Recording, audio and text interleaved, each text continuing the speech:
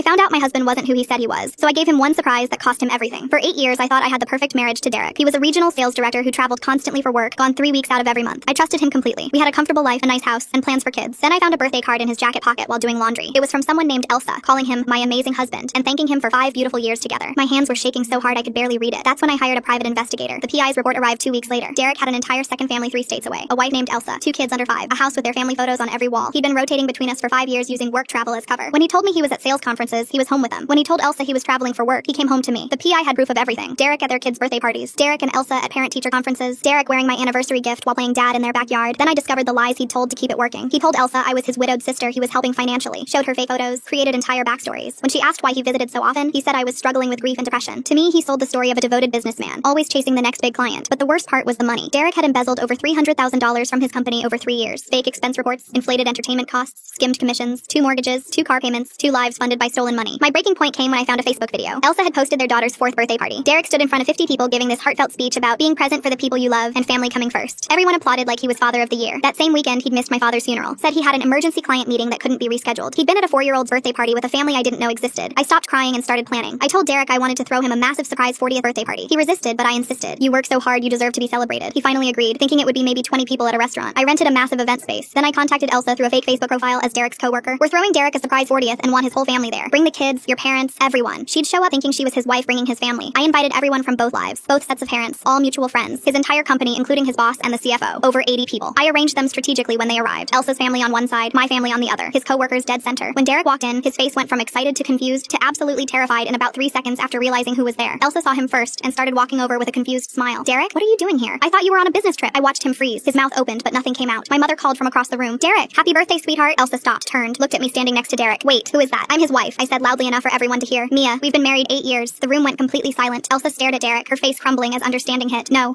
you're his sister. He said, you're his sister Mia, who he helps financially. I've never met you before in my life, I said, but I've seen plenty of photos. Nice house you have. The one my husband bought with stolen company money. Derek's boss pushed through the crowd. Excuse me, what did you just say about stolen money? I pulled out a folder I'd been holding. Years of financial records, fake expense reports, and embezzlement evidence my lawyer had compiled. Derek's been stealing from the company for 3 years. Over $300,000. I have documentation of everything. Elsa's mother started screaming. Derek's coworkers were pulling out their phones. His boss was already on the phone with someone, probably corporate legal. Derek finally found his voice. Mia, please, I can explain. Explain to which wife? Elsa shouted. You told me she was your sister. We have 2 children. The entire party descended into chaos. Both mothers crying. Friends from both lives comparing notes and realizing the extent of his lies. His boss escorted him into a private room with security. Elsa filed for divorce that night. I filed the next morning. His company fired him on the spot and pressed criminal charges for embezzlement. Derek is now in prison serving 5 years for embezzlement and fraud. Both divorces cost him everything, and he'll be paying child support and alimony to 2 families for the next 16 years. Emma and I became friends through the whole mess, and bonded over being deceived by the same man. It turns out the best way to ruin a man living 2 lives was forcing him to live both at the same time.